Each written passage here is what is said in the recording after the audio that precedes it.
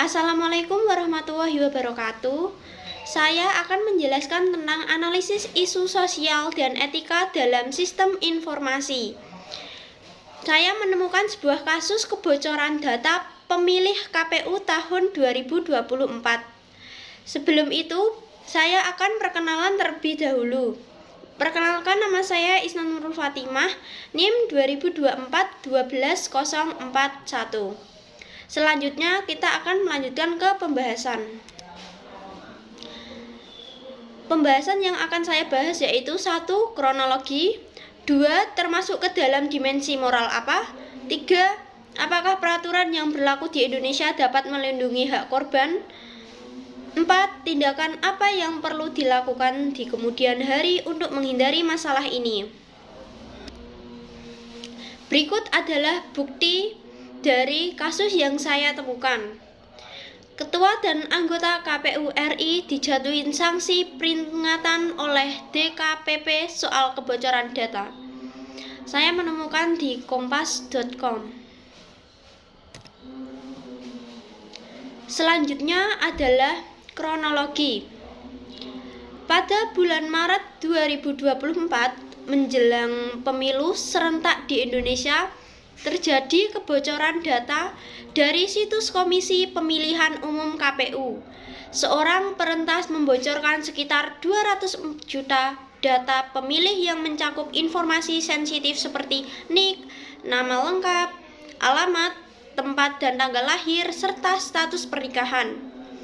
Data ini dijual di forum gelap atau dark web dan memicu kegemparan publik serta kecaman terhadap sistem keamanan informasi pemerintah.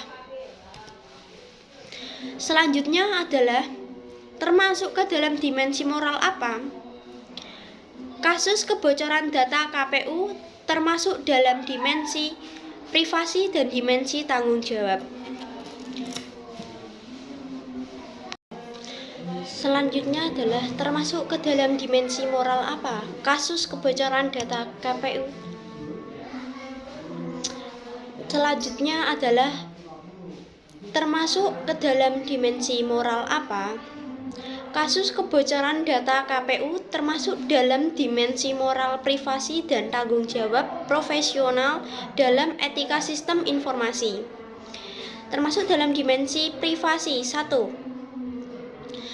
Hak individu atas informasi pribadinya telah dilanggar. Data seperti NIK, alamat, dan tanggal lahir adalah data sensitif yang harus dilindungi.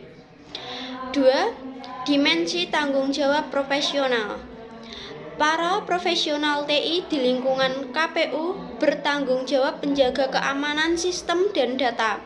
Jika sistem gagal karena kelalaian atau tidak kompetennya pengelolaan sistem, maka ini termasuk pelanggaran moral dalam menjalankan tugas profesinya. Selain itu, kasus ini juga menyentuh dimensi keadilan karena dampaknya menyasar seluruh lapisan masyarakat tanpa pandang bulu, sehingga keadilan sosial terganggu. Selanjutnya adalah apakah peraturan yang berlaku di Indonesia dapat melindungi hak korban? Ya, ada beberapa peraturan yang secara hukum dapat melindungi korban kebocoran data. Yang pertama adalah Undang-Undang Nomor 27 Tahun 2002 tentang Perlindungan Data Pribadi atau UU PDP.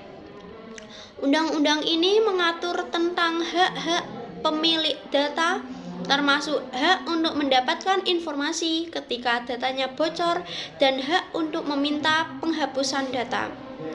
Lembaga pengendali data atau dalam hal ini KPU bertanggung jawab atas keamanan data pribadi dan wajib melaporkan kebocoran kepada pemilik data dan otoritas yang terkait.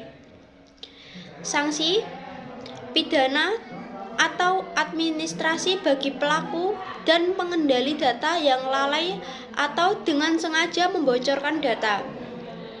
Yang kedua adalah Undang-Undang ITE Nomor 11 Tahun 2008, JU UU Nomor 19 Tahun 2016.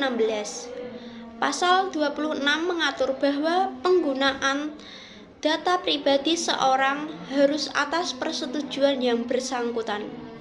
Pelanggaran data bisa dikenakan sanksi pidana atau denda. Yang ketiga, Peraturan Pemerintah Nomor 71 Tahun 2019 tentang Penyelenggaraan Sistem dan Transaksi Elektronik atau PSTE mewajibkan penyelenggaraan sistem termasuk instansi pemerintah menjaga kerahasiaan, integritas, dan ketersediaan data. Selanjutnya adalah apa yang perlu saya lakukan di kemudian hari untuk menghindari masalah ini. Sebagai individu yang berkecimpung dalam dunia sistem informasi, langkah-langkah berikut dapat dilakukan. 1. Menjaga etika profesi.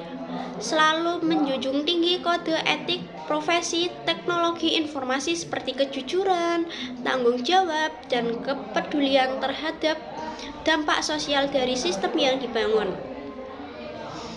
2. Meningkatkan kompetensi keamanan cyber. Menguasai praktik terbaik dalam cyber security seperti enkripsi data, autentik kuat, dan audit sistem berkala. Selanjutnya adalah membangun sistem berbasis privasi by design. Sistem informasi yang saya kembangkan harus mempertimbangkan keamanan dan privasi sejak tahap perencanaan awal. Selanjutnya, membangun sistem berbasis privasi by design. Sistem privasi by design ini saya kembangkan harus mempertimbangkan keamanan dan privasi sejak tahap perencanaan awal. Dan yang terakhir, menghargai data pengguna.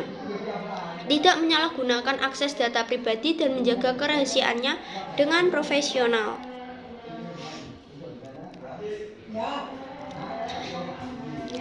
Kesimpulan dari penjelasan yang telah saya sampaikan yaitu 1.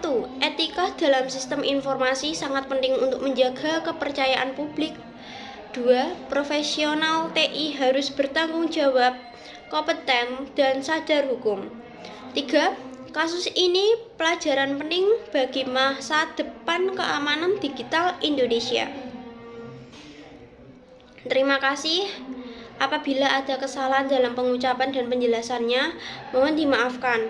Wassalamualaikum warahmatullahi wabarakatuh.